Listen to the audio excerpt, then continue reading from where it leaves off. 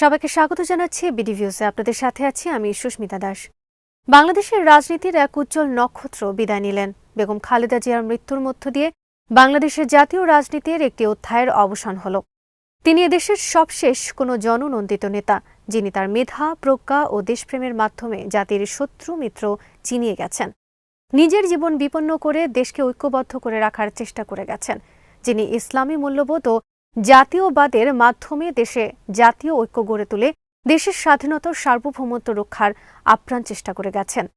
খালেদা জিয়ার মৃত্যুর পর বাংলাদেশে জাতীয়তাবাদী রাজনীতিতে কতটা প্রভাব ফেলবে এবং বিএনপি তার রাজনীতি কতটা ধারণ করতে পারবে তা নিয়ে থাকছে মারুফ রহমানের প্রতিবেদন।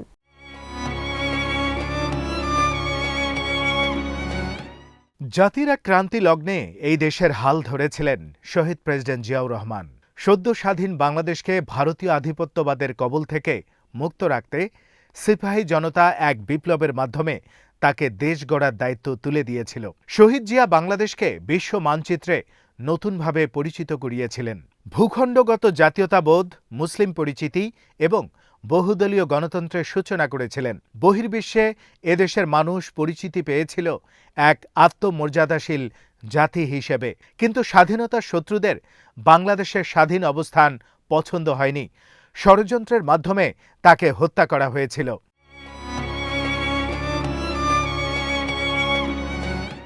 জিয়াউর রহমান ১৯৮১ সালে ৩০ মে শাহাদাতের পর তার গৃহবধূ স্ত্রী বাংলাদেশে জাতীয়তাবাদী দলের হাল ধরেছিলেন। জিয়াউর রহমানের অবর্তমানে তার দলের নির্ভরযোগ্য কোনো উত্তরাধিকারী নির্ধারিত ছিল না। ফলে খালেদা জিয়াকে একরকম বিএনপির নেতৃত্ব কাঁধে তুলে নিতে বাধ্য হয়েছিলেন।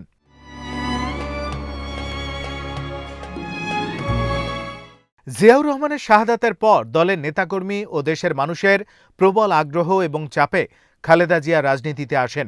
রাজনীতিতে অভিষিক্ত হয়ে তিনি দলের সব সারির নেতৃত্বকে সুসংবদ্ধ করেন এবং দলকে দেশের প্রত্যন্ত অঞ্চলে বিস্তৃত করে সর্বসম্মতভাবে দলের প্রধান নির্বাচিত হন।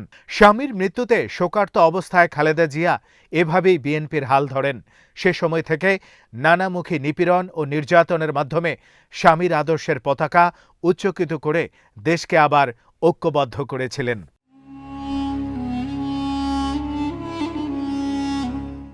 খালেদা জিয়ার স্বামীর আদর্শকে সামনে রেখে এদেশের জাতীয়তাবাদী রাজনীতিকে পরিপূর্ণতা দেওয়ার চেষ্টা করেছেন। ভারতীয় আধিপত্যবাদী শক্তির রাজনৈতিক এজেন্টরা যখন দেশকে দাসত্বের দিকে ঠেলে নিয়ে যাওয়ার চেষ্টা করেছেন, তখন তিনি জাতিকে ঐক্যবদ্ধ করার চেষ্টা করেছেন। জনগণ তার এই কঠিন সংগ্রামের মূল্য দিয়েছে। তাকে ৩ বার এদেশের প্রধানমন্ত্রী করে দেশ পরিচালনার দায়িত্ব তুলে দিয়েছে। কিন্তু এজন্য দেশি বিদেশি সার্বভৌমত্ব বিরোধী চক্র তার উপরে প্রতিশোধ নেওয়ার চেষ্টা করে গেছে।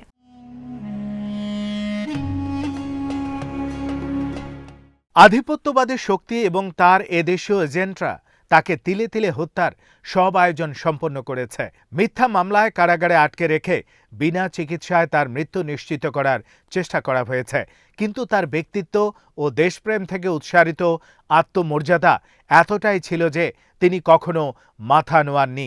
এজন্য তাকে ও তার পরিবারকে দিতে হয়েছে চরম খেসারত।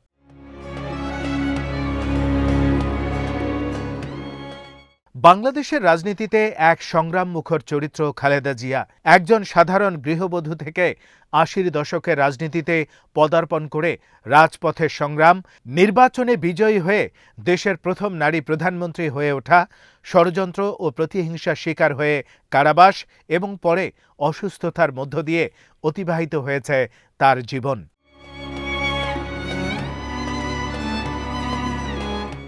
৪ দশক ধরে তিনি বাংলাদেশের রাজনীতি আলোকিত ও আলোড়িত করে রেখেছিলেন।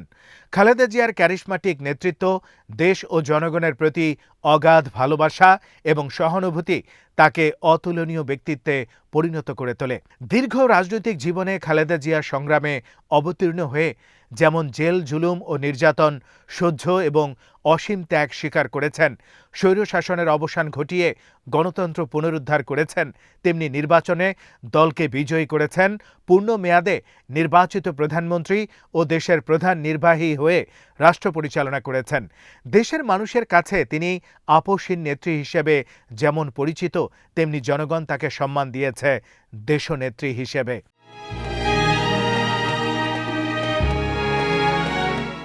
স্বাধীনতা যুদ্ধের সময় দুই শিশুপুত্রকে নিয়ে বেগম খালেদা জিয়া ছিলেন ৭১-এর বন্দি শিবিরে। রাজনীতিতে আসার পর জেনারেল এরশাদের শাসনামলে ৭ বার গৃহবন্দী ছিলেন। ১১-র জরুরি সরকারের সময়ে কারাগারে বন্দী ছিলেন। শেখ হাসিনার ফ্যাসিবাদী আমলে তিনি পুরান ঢাকার নাজিমুদ্দিন রোডের নির্জন কারাগারে বন্দিত্বের দিনগুলো অবর্ণনীয় নির্যাতনে কাটিয়েছিলেন। ইতিহাসের জঘন্যতম মিথ্যা মামলায় দীর্ঘ ২৫ মাসের কারা নির্যাতনের কারণেই বেগম খালেদা জিয়ার জীবন বিপন্ন হয়েছে। এই নির্যাতনের জন্য আর কেউ নন, স্বয়ং শেখ হাসিনা দায়ী ছিলেন।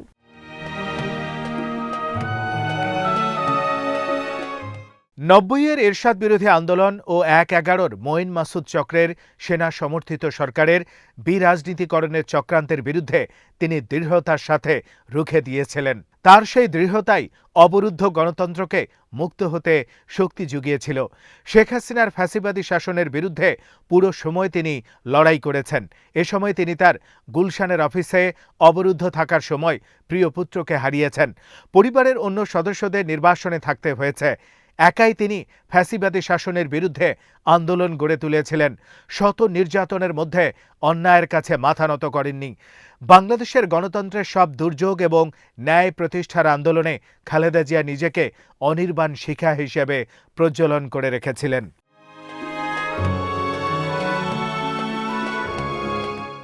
২০১৮ সালে শেখ হাসিনার সাজানো মিথ্যা মামলায় তাকে দণ্ড দেয়া হলে জেলে যাওয়ার আগে তিনি দেশবাসীকে বলে যান, বিপদে ভেঙে পড়তে নেই, বিপর্যয় কেটে যাবে।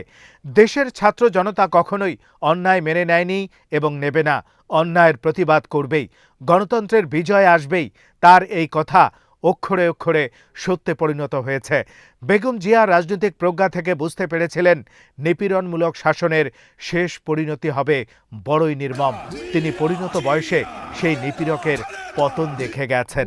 রক্ত ঢেলে দিয়েছে সেই স্বপ্ন বাস্তবায়নে। জুলাই ছাত্র গণ অভ্যুত্থানে ফ্যাসিবাদের পতন হয়েছে, খালেদা জিয়া মুক্ত হয়েছেন, গণতন্ত্রের বিজয় এসেছে। কিন্তু খালেদা জিয়া এমন এক সময় প্রভুর ডাকে চলে গেলেন যখন তার মতো জাতীয় ঐক্যর ডাক দেয়া নেত্রীর বেশি প্রয়োজন। তার মৃত্যুর পর বাংলাদেশের রাজনীতিতে অন্যরকম এক শূন্যতা তৈরি হলো। এই শূন্যতা হচ্ছে দেশের প্রয়োজনে তিনি জাতিকে ঐক্যবদ্ধ করতে পারতেন। বহুবার নানা ষড়যন্ত্রের মাধ্যমে তার দলে ভাঙন ধরানোর চেষ্টা করা হলেও তার দৃঢ় নেতৃত্বের কারণে তা সফল হয়নি, বরং যারা তার সাথে বিশ্বাসঘাতকতা করেছে তাদেরকে আস্থা করে নিক্ষেপ করা হয়েছে।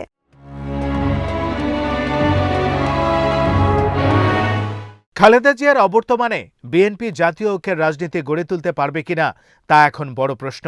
বেগম খালেদা জিয়া ভারতীয় আধিপত্যবাদের বিরুদ্ধে সোচ্চার ছিলেন। তিনি গর্বের সাথে বাংলাদেশের মানুষের মুসলিম পরিচয় সামনে রেখে রাজনীতির গতিপথ তৈরি করেছেন। এই কারণে একজন আধুনিক নারী রাজনীতিবিদ হয়ে দেশের আলেম সমাজ এবং ইসলামপন্থীদের জোরালো সমর্থনও পেয়েছেন। তাকে এদেশের মানুষ মনে করতেন ইসলামী মূল্যবোধের প্রতি বিশ্বস্ত এক রাজনীতিক। তিনি বামধারার নেতাদেরও তার পাশে রাখতে সক্ষম হয়েছিলেন।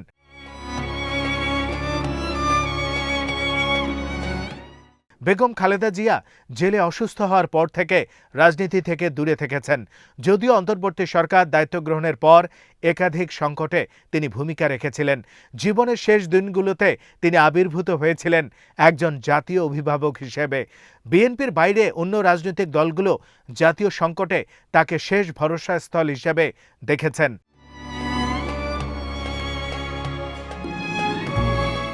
বেগম খালেদা জিয়া রাজনীতিতে নিষ্ক্রিয় হওয়ার পর থেকে জাতীয়তাবাদী দলের মধ্যে কিছু পরিবর্তন এদেশের মানুষের চোখে পড়েছে। দলের মধ্যে ভারতপন্থী ও বামধারার হিসেবে পরিচিত ব্যক্তিরা যেন দলের নীতি নির্ধারণের দৃশ্যমান শক্তি হিসেবে আবির্ভূত হয়েছেন। অতীতে এ ধরনের ব্যক্তিরা বেগম খালেদা জিয়াকে পেছন থেকে ছুরি মারার চেষ্টা করেছিলেন। বিএনপি যদি জিয়াউর রহমান ও খালেদা জিয়ার জাতীয়তাবাদী ও ইসলামী মূল্যবোধের রাজনীতি থেকে দূরে সরে যায়, তাহলে শুধু দলের জন্য নয়, দেশের জন্য হবে বড় ধরনের ক্ষতির কারণ।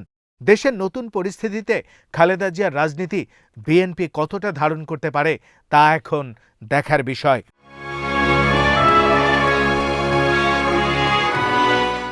আজ এখানেই শেষ করছি। সবাই ভালো থাকুন, সুস্থ থাকুন, দেখতে থাকুন বিডি ভিউজ।